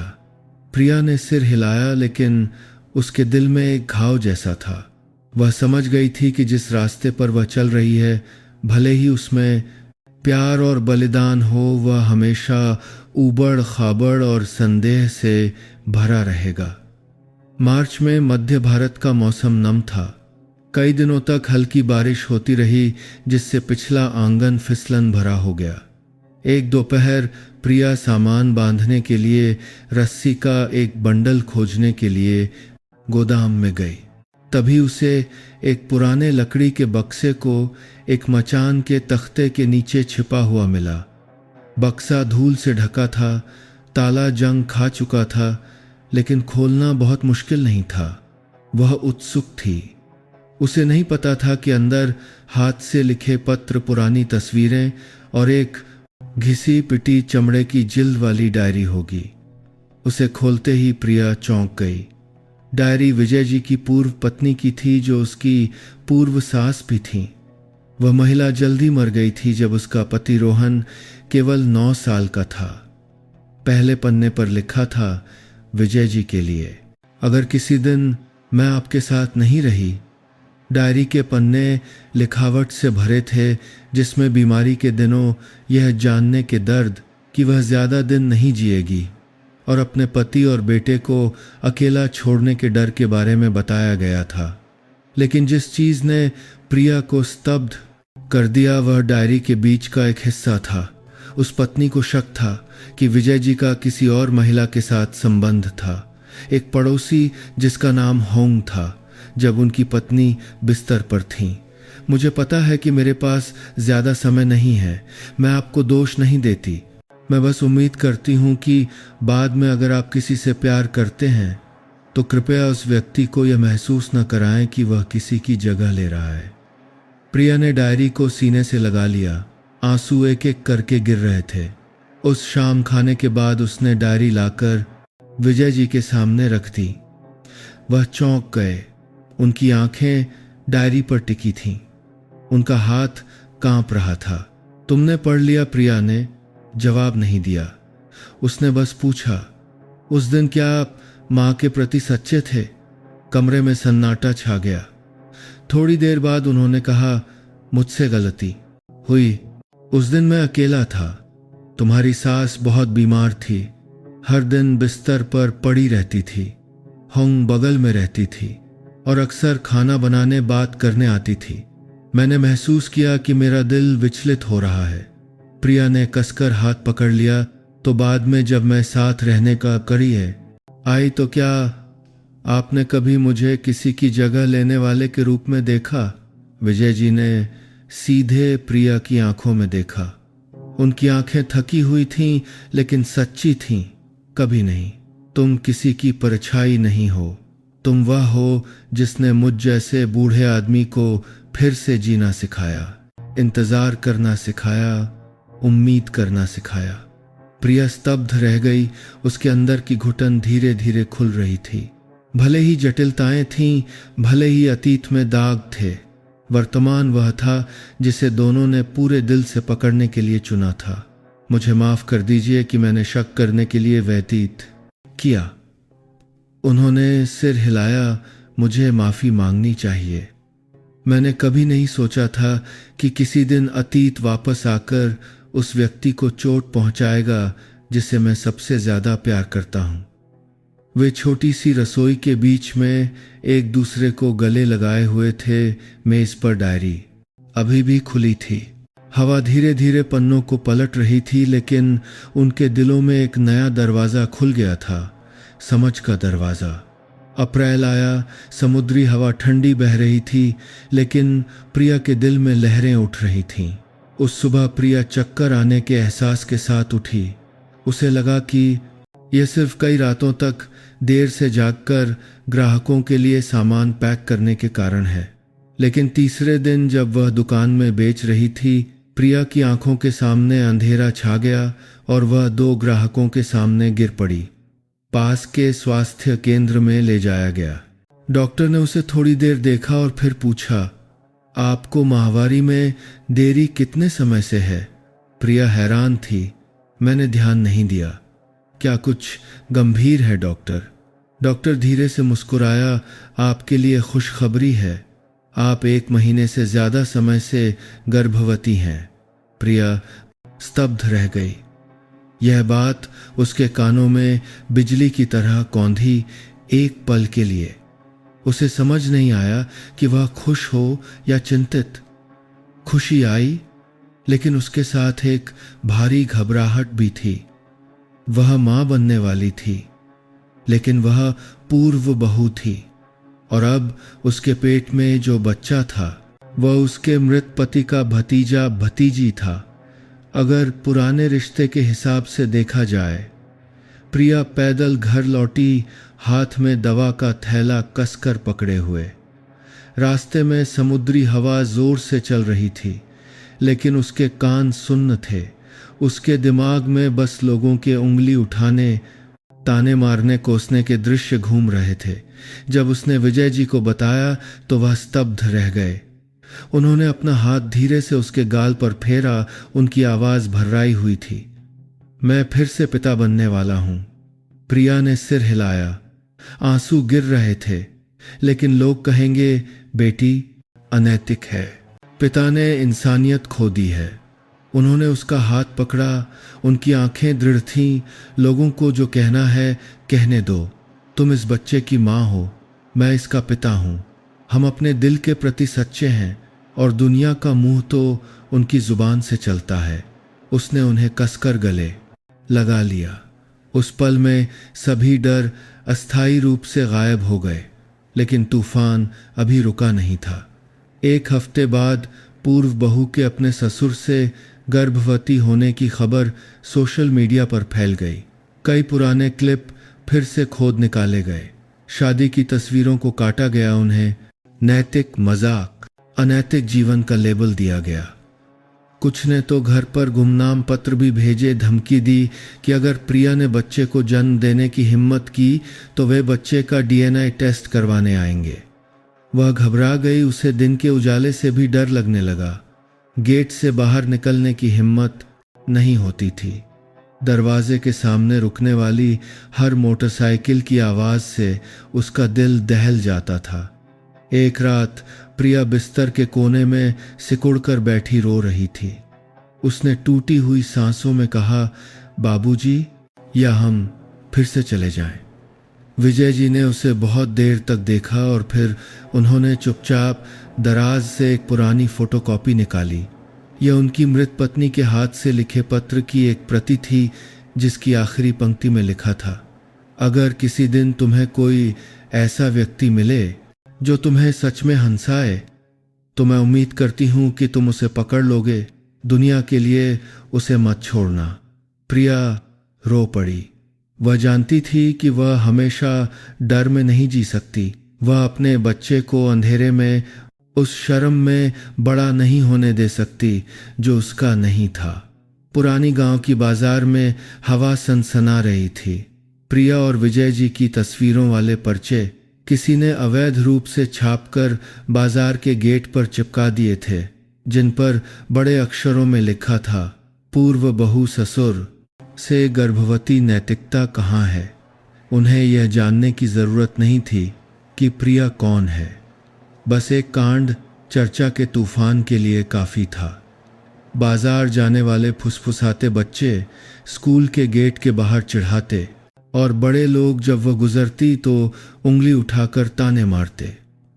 प्रिया ने सोचा था कि वह काफी मजबूत है, लेकिन इस बार अपने अंदर एक जीव के साथ वह समझ गई कि वह हमेशा चुप नहीं रह सकती। एक शाम वह अपने फोन की स्क्रीन के सामने बैठी। पुराना साक्षात्कार फिर से खोला। वीडियो में उसकी आवाज गहरी थी, आंखें नम थीं, लेकिन दृढ़ थीं। वह एक बार पार कर चुकी थी, तो क्यों न एक बार। और बाबूजी, मैं एक बार फिर मीडिया के सामने बात करना चाहती हूँ। विजय जी ने उसकी ओर देखा। उनकी आंखों में आश्चर्य था और फिर एक खामोश गर्व में बदल गया। अगर तुम तैयार हो तो मैं तुम्हारे साथ हूं। कुछ दिनों बाद महिलाओं और पसंद के अधिकार पर एक संगोष्ठी में प्रिया विजय जी के साथ दिखाई दी। अतिथि के रूप में नहीं, बल्कि कार्यक्रम के अंत में एक स्वतंत्र वक्ता के रूप में। उसने एक हल्की बेज रंग की साड़ी पहनी थी, बाल करीने से जूड़े में बंधे थे, हाथ धीरे से उसके हल्के उभरे हुए पेट पर था। उसकी आंखों में कोई झिझक नहीं थी। उसकी आवाज़ गर्म और साफ थी। मैं जानती हूं कि यहाँ मेरी उपस्थिति कई लोगों को असहज करेगी, क्योंकि मैं पूर्व बहू हूं जिसने अपने ससुर से शादी की और अब गर्भवती हूं। लेकिन मैं यहाँ सफाई देने नहीं, बल्कि ये कहने आई हूं, मैं एक माँ हूं और मैं अपने बच्चे को गर्व के साथ जन्म दूंगी। सभागार शुरू में खामोश था, लेकिन फिर कुछ झिझकती हुई तालियां बजीं और फिर जोर से फैल गईं। एक युवा पत्रकार ने आगे बढ़कर पूछा, क्या आपको डर नहीं है कि जब बच्चा बड़ा होगा तो लोग उसे ताने मारेंगे? प्रिया धीरे से मुस्कुराई। बच्चों को जो चीज़ चोट पहुंचाती है वह उनके माता पिता का अतीत नहीं है, बल्कि वह खामोशी और अपराध बोध है जो बड़े लोग उनमें बोते हैं। उस दिन के बाद सोशल मीडिया पर जनमत के हथौड़े के बीच सीधी खड़ी मां का क्लिप वायरल हो गया। पहली बार के विपरीत इस बार अधिकांश टिप्पणियां समर्थन में थीं। मैं उससे नफरत करता था, लेकिन अब मुझे खुद पर शर्म आती है। एक महिला का साहस यही है। अगर बच्चा सच्चे प्यार में बड़ा होता है तो डरने की क्या बात है। लेकिन बाहर अभी भी कुछ जिद्दी लोग थे। पड़ोस में निवासियों के एक समूह ने पंचायत को एक याचिका भेजी, जिसमें समुदाय की नैतिकता को प्रभावित करने वाले असामान्य संबंधों पर विचार करने का अनुरोध किया गया। खबर सुनकर प्रिया उदास होकर मुस्कुराई। उसने सोचा था कि उसे जनमत की आदत हो गई है, लेकिन सिर्फ गलत व्यक्ति से प्यार करने के लिए एक अपराधी की तरह माने जाने की आदत कैसे हो सकती है। उस रात वह बरामदे में बैठी थी। हवा ठंडी चल रही थी। विजय जी ने उसे एक पुराना ऊनी स्वेटर पहनाया। मुझे माफ करना, अगर मैं नहीं होता तो तुम्हारी जिंदगी इतनी मुश्किल नहीं होती। प्रिया ने सिर हिलाया। आपके बिना मेरी जिंदगी पहले की तरह ही अकेली और ठंडी होती। मैं सच जीने के लिए गाली खाना पसंद करूंगी, बजाय इसके कि झूठी जिंदगी के लिए तारीफ पाऊं। उन्होंने उसे देखा। उनके दिल में अपने से लगभग 30 साल छोटी महिला के लिए सम्मान प्यार की सीमाओं को पार कर गया। यह एक सच्चा सम्मान था। उस रात कानपुर में तूफान आया। काले बादल छाए हुए थे। हवा के झोंके कानों में सीटी बजा रहे थे और गड़गड़ाहट की आवाज़ ऐसी थी जैसे आसमान को फाड़ देगी। प्रिया सो रही थी कि अचानक उसे सांस लेने में तकलीफ होने लगी। उसके पेट के निचले हिस्से में एक तेज दर्द उठा जो उसे घुटन तक ले गया। वह लड़खड़ाते हुए उठी, बत्ती जलाने की कोशिश की। उसका पूरा शरीर पसीने से भीगा हुआ था, पैर कांप रहे थे और आंसू बह रहे थे। बाबूजी, बाबूजी, प्रिया ने जोर से पुकारा। उसकी आवाज़ टूट रही थी। विजय जी बगल के कमरे से उठे, नंगे पैर दौड़े। प्रिया को देखते ही वह स्तब्ध रह गए। उसके पैरों के नीचे पानी का एक धब्बा फैल रहा था। क्या हुआ बेटा? वह घबरा गए। मुझे बहुत दर्द हो रहा है। शायद मैं जन्म देने वाली हूँ बाबूजी। उन्होंने घड़ी देखी। रात के 1 बज चुके थे। बारिश मूसलाधार हो रही थी। फोन का सिग्नल कमजोर था। टैक्सी नहीं मिल रही थी। पड़ोसी सो रहे थे और निकटतम अस्पताल भी लगभग 10 किलोमीटर दूर था। कोई और विकल्प नहीं था। उन्हें खुद वह काम करना था जिसके बारे में उन्होंने जीवन में कभी नहीं सोचा था। तुम सांस लेने की कोशिश करो, मैं तुम्हारी मदद करूंगा, मैं तुम्हें संभालूंगा। प्रिया घबरा गई। नहीं बाबूजी, मुझे डर लग रहा है, मुझे दर्द हो रहा है, मैं बर्दाश्त नहीं कर सकती। उन्होंने उसका हाथ कसकर पकड़ लिया। मेरी आंखों में देखो, मुझ पर विश्वास करो। मैं तुम्हें या अपने पोते को कुछ नहीं होने दूंगा। छोटा सा कमरा एक पल में एक अस्थायी प्रसव कक्ष में बदल गया। उन्होंने तौलिया बिछाया, गर्म पानी उबाला, कैंची को कीटाणु रहित किया, ताकिए लगाए और अपनी याददाश्त से उन चीज़ों को याद किया जो उन्होंने आपातकालीन प्रसव के वीडियो में देखी थीं। प्रिया दर्द से तड़प रही थी। उसकी चीखें गड़गड़ाहट और बाहर की हवा की सीटी में मिल गईं। उसने उनका हाथ इतनी जोर से पकड़ा कि खून निकल आया। मैं नहीं कर सकती बाबूजी, मैं मर जाऊंगी। तुम बहुत मजबूत हो, तुम बहुत अच्छी हो, हिम्मत रखो, तुम अपने बच्चे को देखने वाली हो। रात को चीरती हुई एक चीख और फिर एक बच्चे के रोने की आवाज़, एक छोटे से जीव के रोने की आवाज़ जो एक तूफान के बीच में दुनिया में आया था। विजय जी ने बच्चे को अपने हाथों में लिया, कांपते हुए उस लाल शरीर को देखा जैसे पूरी दुनिया बदल गई हो। प्रिया रो पड़ी, लेकिन ये खुशी, घुटन और संतुष्टि के आंसू थे। ये एक बेटा है, उन्होंने भर्राई आवाज में कहा, बिल्कुल तुम्हारी तरह। आंखें, होंठ। प्रिया ने अपने सीने पर लेटे बच्चे को देखा और धीरे से फुसफुसाया, धन्यवाद बाबूजी, मेरी जिंदगी को एक बार फिर से संभालने के लिए। अगली सुबह सूरज निकला, पड़ोसियों ने खबर सुनी और आ गए। सब हैरान थे। किसी ने प्रिया को बच्चे को गोद में लिए देखकर फुसफुसाया, अजीब है, ये बच्चा मुझे इतना भावुक क्यों कर रहा है। दूसरे ने कहा, उसने तूफान में संदेह में जन्म देने की हिम्मत की तो हमें भी बुरे शब्द बोलना छोड़ देना चाहिए। किराने की दुकान की मालकिन एक कटोरी गर्म खीर लेकर आई, कांपते हुए बोली, प्रिया जी मुझे माफ कर दीजिए, उस दिन मैंने कुछ गलत कहा था। अब मैं समझ गई हूं कि कोई भी सच जीने की हिम्मत नहीं करता अगर उसके पास पर्याप्त साहस न हो। प्रिया ने धन्यवाद में सिर झुकाया। उसकी आंखों में अब वह महिला नहीं थी जो जन्मत से डरती थी, जो जांच पड़ताल वाली नजरों से सिकुड़ जाती थी, बल्कि एक गर्वित, शांत और प्यार से भरी मां थी। जन्म के बाद के दिन प्रिया के लिए एक चुनौतीपूर्ण यात्रा थी। बच्चे का नाम विजय जी ने अमन रखा। वह पहले 3 महीने लगातार रोता रहा, रात में बेचैन रहता, दूध पीते समय घबरा जाता। प्रिया की नींद पूरी नहीं होती थी, उसकी आंखें धंस गई थीं और बाल गुच्छों में झड़ रहे थे। कभी कभी वह बच्चे को गोद में लिए बैठे बैठे ही सो जाती, पीठ दीवार से सटी होती और मुंह से अभी भी धीरे धीरे लोरी गा रही होती। विजय जी यह देखकर अपनी पत्नी और बेटे के लिए दुखी होते।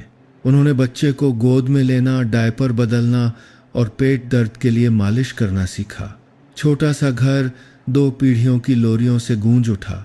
60 से अधिक का एक आदमी और एक नवजात लड़का। एक बार जब प्रिया बहुत थक कर सो गई तो वह अमन को बोतल से दूध पिलाते हुए फुसफुसाए, तुम्हारी माँ ने बहुत कष्ट सहे हैं, जब तुम बड़े हो जाओगे तो तुम्हें अपनी माँ का सहारा बनना होगा, समझ ले। लेकिन घर के गेट के बाहर तूफान कभी भी वास्तव में शांत नहीं हुआ। एक दिन प्रिया को गांव के किंडरगार्टन की प्रधानाध्यापिका सुश्री हिना का फोन आया। उनकी आवाज झिझकती हुई थी, प्रिया जी, हमारा स्कूल अमन को ले सकता है, लेकिन अभिभावक समिति को आपत्ति है। वे नहीं चाहते कि उनके बच्चे एक अनैतिक परिवार के बच्चे के साथ एक ही कक्षा में पढ़ें। प्रिया स्तब्ध रह गई। उसे नहीं पता था कि क्या कहना है। बस धीरे से जवाब दिया, जी मैं समझ गई। फोन रखकर वह रो पड़ी। सभी पुराने घाव जो ठीक हो चुके थे अब फिर से रिसने लगे थे। वे हमें कभी माफ नहीं करेंगे, भले ही हम सम्मान से जिए। विजय जी उसके बगल में बैठे उसका हाथ पकड़ा। उनकी आंखें शांत थीं। सभी की स्वीकृति की मांग मत करो, बस ऐसे जियो कि तुम्हें और तुम्हारे बच्चे को शर्मिंदा ना होना पड़े, बस इतना ही काफी है। प्रिया ने सिर हिलाया, लेकिन उस रात वह सो नहीं सकी। अगली सुबह उसने अपने व्यक्तिगत पेज पर एक लंबी पोस्ट लिखी जिसकी शुरुआत इन शब्दों से हुई। मैं प्रिया हूं जो कभी बहू थी, अब पत्नी और मां हूं। अगर आप यह पोस्ट नफरत के साथ पढ़ रहे हैं तो मैं आपको दोष नहीं देती, लेकिन कृपया कुछ और पंक्तियां पढ़ें। अब पोस्ट में उसने अपनी मातृत्व की यात्रा का वर्णन किया। दूध की पहली बूंद से लेकर हर रात जब बच्चा बुखार में था, हर बार जब वह बाजार जाती और लोगों की फुसफुसाहट सुनती, लेकिन फिर भी सिर झुकाकर पैसे देती और मुस्कुराती। पोस्ट एक तस्वीर के साथ समाप्त हुई जिसमें विजय जी अमन को गोद में लिए झूले पर सो रहे थे। एक छोटा सा कैप्शन, शांति वह चीज़ है जो हमें तैयार नहीं मिली, लेकिन हम हर दिन उसे बनाए रखने की कोशिश कर रहे हैं। केवल 24 घंटों के बाद पोस्ट को 300 से अधिक बार साझा किया गया। हजारों टिप्पणियां आईं। कभी नहीं सोचा था कि यह इतना भावुक होगा। मैं उनसे हंसता था। अब मुझे खुद पर शर्म आती है। अगर बच्चा सच्चे प्यार में बड़ा होता है तो डरने की क्या बात है। कुछ निजी किंडरगार्टन ने तो निजी तौर पर संदेश भेजा कि वे अमन को मुफ्त में लेने के लिए तैयार हैं। साथ में एक निमंत्रण भी। हम बच्चों को पूर्वाग्रहों से नहीं बल्कि दयालुता से पढ़ाना चाहते हैं। प्रिया संदेश पढ़कर रो पड़ी। खुशी के कारण नहीं बल्कि इसीलिए कि संदेह और ताने बाने के लंबे दिनों के बाद पहली बार उसने महसूस किया कि इस दुनिया में अभी भी सहिष्णुता के लिए जगह है। अगस्त के अंत में जब प्रिया दुकान में अमन को गोद में लिए हुए थी तो फोन बजा। यह उसके पुराने हाई स्कूल के दोस्त प्रकाश का था, जो अब दिल्ली में एक सुपरमार्केट श्रृंखला का प्रबंधक था। उसकी आवाज़ उत्साहित थी। प्रिया, हमारी कंपनी की निदेशक ने तुम्हारी पोस्ट पढ़ी। वह बहुत प्रभावित हुई। वर्तमान में हमें लॉन्गबीन जिले में एक शाखा प्रबंधक की आवश्यकता है। मैंने तुम्हारा नाम सुझाया है और वे साक्षात्कार के लिए सहमत हो गए हैं। प्रिया चौंक गई। क्या उन्हें एक सच्चे, धैर्यवान और व्यावहारिक अनुभव वाले व्यक्ति की आवश्यकता है? तुम एक आदर्श उम्मीदवार हो। अच्छा वेतन, कर्मचारियों के लिए आवास और बच्चों के लिए किंडरगार्टन शुल्क में भी सहायता है। प्रिया ने फोन कसकर पकड़ लिया। उसका दिल तेजी से धड़क रहा था। यह एक ऐसा अवसर था जिसके बारे में उसने कभी सोचने की हिम्मत नहीं की थी। एक बार फिर पूर्वाग्रहों से भरी जगह से दूर एक नई जिंदगी शुरू करने का मौका, जहां कोई नहीं जानता था कि वह ससुर से शादी करने वाली बहू है। लेकिन उसने विजय जी की ओर देखा, जो इस समय दुकान का फर्श पोंछ रहे थे और पालने में सो रहे अपने बेटे को। उसके पास जो कुछ भी था वह यही था। उस रात जब उसने बताया तो विजय जी हैरान नहीं हुए। वह थोड़ी देर चुप बैठे रहे और फिर धीरे धीरे कहा, मैं बूढ़ा हो गया हूं, मैं कहीं और नहीं जा सकता। लेकिन तुम अलग हो, तुम्हें अपनी क्षमताओं के अनुसार जीना चाहिए। लेकिन आपका क्या होगा? प्रिया का गला भर आया। आप अकेले रहेंगे तो कौन देखभाल करेगा? वह धीरे से मुस्कुराए। मैं 60 से अधिक साल जी चुका हूं, अब क्या डर? लेकिन अगर मैं तुम्हें स्वार्थ के लिए रोकूं तो मैं उन लोगों से अलग कैसे हूं जिन्होंने तुम्हें अपने अनुसार जीने के लिए मजबूर किया था। प्रिया ने और कुछ नहीं कहा, बस उन्हें कसकर गले लगा लिया। 2 हफ्ते बाद माँ बेटा सामान पैकर करके दिल्ली के लिए रवाना हो गए। गांव से जाते समय कई पड़ोसी विदा करने आए। दुकान की मालकिन ने उसे कुछ मिठाई दी। आंसुओं में कहा, अच्छे से जाना बेटा, जब भी गांव आओ तो मुझसे मिलने आना। प्रिया भावुक हो गई। जो लोग कभी उससे नफरत करते थे आज उसे परिवार के सदस्य की तरह विदा कर रहे थे। दिल्ली में जीवन आसान नहीं था। प्रिया ने फिर से शुरुआत की। सिस्टम से परिचित हुई, माल प्रबंधन, मानव संसाधन और शिकायतों का निवारण सीखा। शुरू में पुराने कर्मचारियों ने उस पर शक किया क्योंकि वह गांव से शहर आई थी। लेकिन फिर उसकी लगन, अनुशासित जीवन शैली और विनम्रता ने धीरे धीरे सभी को उसका सम्मान करने पर मजबूर कर दिया। हर शाम काम के बाद वह अमन को स्कूल से लेने जाती, खाना बनाती और विजय जी को वीडियो कॉल करती। छोटा लड़का दौड़कर कहता, बाबूजी, आपने खाना खाया। विजय जी की आंखों में आंसू आ गए। उनकी आवाज़ भर्राई हुई थी। मैंने खा लिया बेटा, तुम अच्छे से रहना, माँ की बात सुनना, समझे। प्रिया ने अपने पिता को देखा, वह आदमी जिसने प्यार करने और उसकी रक्षा करने के लिए सभी पूर्वाग्रहों को पार करने की हिम्मत की थी, और उसका दिल दहल गया। लेकिन इस बार वह जानती थी कि वह अकेली नहीं है।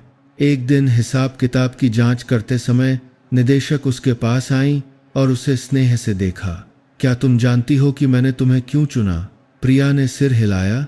क्योंकि तुमने सच जीने की हिम्मत की, जो तुम सही मानती हो उसे बनाए रखने के लिए कीमत चुकाई। इस दुनिया में प्रतिभाशाली लोगों की कमी नहीं है, लेकिन सम्मान से जीने की हिम्मत रखने वालों की कमी है। सिर्फ तुम्हारे काम के लिए नहीं, बल्कि इसलिए कि तुम दूसरों को एक बेहतर इंसान बनने के लिए प्रेरित करती हो। प्रिया के आंसू बह निकले। इतने सालों तक उसे लुटेरा, बेशर्म और विद्रोही बहू कहा गया था। आज पहली बार उसे अपने सच्चे स्व के लिए प्रशंसा मिली थी। दिसंबर के अंत में दिल्ली में ठंड बढ़ गई।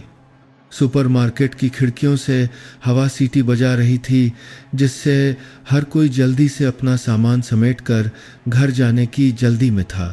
प्रिया भी वैसी ही थी। अपनी शिफ्ट के बाद वह जल्दी से अमन को लेने गई और फिर गांव भेजने के लिए कुछ मिठाई और कैंडी खरीदी। जब वह उपहार पैक कर रही थी तो उसका फ़ोन ज़ोर से बजा। गांव के स्वास्थ्य केंद्र से फ़ोन था। नमस्ते प्रिया जी, हम गांव के स्वास्थ्य केंद्र से बोल रहे हैं। आपके परिवार के सदस्य विजय जी को हल्के स्ट्रोक के कारण अस्पताल में भर्ती कराया गया है। सौभाग्य से समय पर पता चल गया, इसलिए जान को खतरा नहीं है, लेकिन ठीक होने के दौरान उन्हें किसी अपने की देखभाल की ज़रूरत है। प्रिया के हाथ से फ़ोन गिर गया। वह भीड़ भरे लोगों के बीच जैसे जम गई। अगली सुबह प्रिया ने कुछ दिनों की छुट्टी ली। बच्चे को गोद में लिए सामान उठाए वह सबसे पहली बस से गांव लौट आई। जब वह अस्पताल के कमरे में दाखिल हुई तो विजय जी सो रहे थे। उनका चेहरा दुबला हो गया था, बाल और सफ़ेद हो गए थे और हाथ हल्के से कांप रहे थे। लेकिन कदमों की आहट सुनकर उन्होंने आंखें खोलीं और मुस्कुराए। तुम आ गई प्रिया। उनके पास बैठ गई और उनका हाथ पकड़ लिया। अमन खुशी से चिल्लाया, बाबूजी, बाबूजी, मुझे आपकी बहुत याद आई। बूढ़े आदमी के गालों पर आंसू लुढ़क गए। प्रिया पूरी रात अस्पताल के बिस्तर के पास बैठी रही। कुछ मिनटों के लिए आंखें झपकीं और फिर उनकी हल्की खांसी से जाग गई। वह समझ गई कि अब दिल्ली में जीवन चाहे कितना भी स्थिर हो, उसका दिल यहीं रह गया है, जहां एक ऐसा व्यक्ति है जिसने उसके लिए अपना पूरा जीवन बलिदान कर दिया है। कुछ हफ्तों बाद विजय जी अस्पताल से छुट्टी पर आ गए। उनका स्वास्थ्य कमजोर था, लेकिन उनका मनोबल बहुत अच्छा था। प्रिया उन्हें घर ले आई। नियमित जांच के लिए एक डॉक्टर को बुलाया और उनकी अच्छी देखभाल की। एक दिन निदेशक ने फ़ोन किया, प्रिया, हम तुम्हारी स्थिति समझते हैं, लेकिन अगर तुम 2 हफ्तों के भीतर दिल्ली वापस नहीं आती हो तो प्रबंधक का पद किसी नए व्यक्ति को देना होगा। उम्मीद है तुम ध्यान से सोचोगी। प्रिया बहुत देर तक आंगन के सामने सुपारी के पेड़ों के पास खड़ी रही। वह जानती थी कि इस बार का फैसला उसकी पूरी जिंदगी बदल देगा। उस रात वह उनके सामने बैठी और धीरे धीरे बोली, बाबूजी, मैंने सोच लिया है, मैं यहीं रहूंगी। मैं आपको फिर से नहीं छोड़ सकती। विजय जी ने उसकी ओर देखा, धीरे से सिर हिलाया। उनकी आंखें नम थीं। मैं तुम्हें रोकने की हिम्मत नहीं करता, लेकिन मुझे खुशी है कि तुमने वह चुना जो तुम्हारे दिल को सबसे ज्यादा शांति देता है। तब से प्रिया ने एक नई यात्रा शुरू की। गांव में छोटी सी किराने की दुकान फिर से खोली, दिल्ली के पुराने ग्राहकों को सामान बेचा। वह खाली समय में एक किताब लिखने लगी जिसमें उसने अपनी जीवन कहानी बताई। एक बार सच जीना जीवन भर पछतावा नहीं नामक पुस्तक तेजी से फैली और कई महिलाओं के लिए प्रेरणा बन गई जो संदेह और डर में जी रही थीं। अमन भरपूर प्यार में बड़ा हुआ। वह स्वस्थ, बुद्धिमान और विशेष रूप से बहुत सहानुभूतिपूर्ण था। जब भी वह अपनी माँ को थका हुआ देखता तो वह उसकी पीठ सहलाता और फुसफुसाता, माँ सो जाओ, मैं दादाजी का ध्यान रखूंगा। विजय जी जो कभी पूरे गांव द्वारा गाली दिए जाते थे, अब कई लोगों द्वारा सम्मानित किए जाते थे। कई बार उन्हें बुजुर्गों और प्यार करने के अधिकार पर बातचीत में साझा करने के लिए आमंत्रित किया गया। साल के अंत में जब पूरा परिवार खाने की मेज के चारों ओर इकट्ठा हुआ, प्रिया ने विजय जी को देखा और आंगन में खेल रहे अपने बेटे को। उसके दिल में ऐसी शांति थी जो उसने पहले कभी महसूस नहीं की थी। वह जानती थी कि चाहे कितने भी तूफान आए, चाहे कितने भी कड़वे शब्द हों, उसने सही चुना था। सच जीना, सम्मान से जीना और उन नाथों के तूफान पर है क्या काम करने के लिए। उसने कहा कि लोगों के लिए जीना जिनसे वह प्यार करती है। उस साल वसंत में घर के बरामदे के सामने चेरी के फूल ऐसे खिले जैसे उन्होंने कभी तूफानी दिनों को जाना ही ना हो। छोटी सी रसोई में उबलते पानी के बर्तन की आवाज़, स्वादिष्ट पकवानों की महक और एक बच्चे की हंसी एक बूढ़े आदमी की गहरी गर्म आवाज़ में मिल गई। अमन, ये प्याज अपनी माँ को दे आओ। जी। छोटा लड़का दौड़कर गया। उसके बाल उलझे हुए थे, हाथ आटे से स्नेह थे, लेकिन उसकी आंखें गर्मियों की झील की तरह चमक रही थीं। प्रिया ने दोनों को देखा, एक बूढ़ा और एक जवान। उसके दिल में एक ऐसी भावना उठी जिसे शब्दों में बयां करना मुश्किल था। कोई पछतावा नहीं, कोई शिकायत नहीं, बल्कि आभारी कि उसने हार नहीं मानी, कि उसने पूर्वाग्रहों को पार करने और अपने दिल के प्रति सच्चा रहने की हिम्मत की। उसका जीवन एक ऐसी लड़की से जिसने कम उम्र में अपने पति को खो दिया था और एक अनुचित प्रेम संबंध के लिए ताने सहे थे, एक साहसी मजबूत माँ और पत्नी बनने तक एक कठिन लेकिन शानदार यात्रा थी। प्रिया ने कभी सोचा था कि अपने से 35 साल बड़े व्यक्ति से प्यार करना गलत है। उसने सोचा था कि नफरत भरी नज़रों के बीच बच्चे को जन्म देना एक पाप है, लेकिन सब कुछ के बाद वह समझ गई, प्यार उम्र, स्थिति या कठोर शिक्षाओं में नहीं है, बल्कि साहस में है। अपने प्रियजन की रक्षा करने की हिम्मत में है।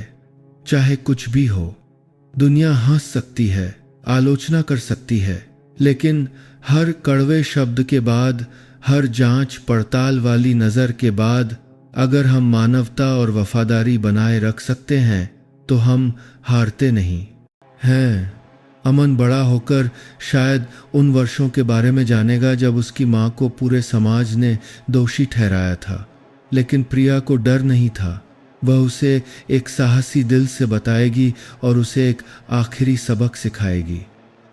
बेटा, ऐसे जियो कि जीवन के अंत में तुम गर्व से कह सको कि तुमने सम्मान से जिया, तुमने सच्चे दिल से प्यार किया और तुमने कभी ऐसा कुछ नहीं किया जिससे तुम्हें खुद के सामने सिर झुकाना पड़े। ये कहानी उम्र के अंतर वाले प्रेम संबंधों की प्रशंसा नहीं करती ना ही, यह नैतिक मानदंडों को पार करने को बढ़ावा देती है, लेकिन यह दिखाती है कि थैता रूप से विषम संबंधों के पीछे अगर वे ईमानदारी, बलिदान और सहिष्णुता पर बने हैं तो वे अभी भी एक सच्चे परिवार बन सकते हैं। अच्छे लोग प्यार पाने के लायक हैं, साहसी लोग खुशी से जीने के लायक हैं, और कभी कभी सच्चा प्यार। दोस्तों, आप ये कहानी कहाँ से सुन रहे हैं? कमेंट में ज़रूर बताइएगा। आपको ये कहानी कैसी लगी ये भी हमें बताइए। हम ईश्वर से प्रार्थना करते हैं कि आप सब जहां भी रहें हमेशा खुश और सुरक्षित रहें। और हाँ, अगर आपके पास भी कोई दिलचस्प कहानी है तो उसे सबके साथ शेयर करना न भूलें। हम आपकी कहानियां पढ़ने का इंतज़ार करेंगे।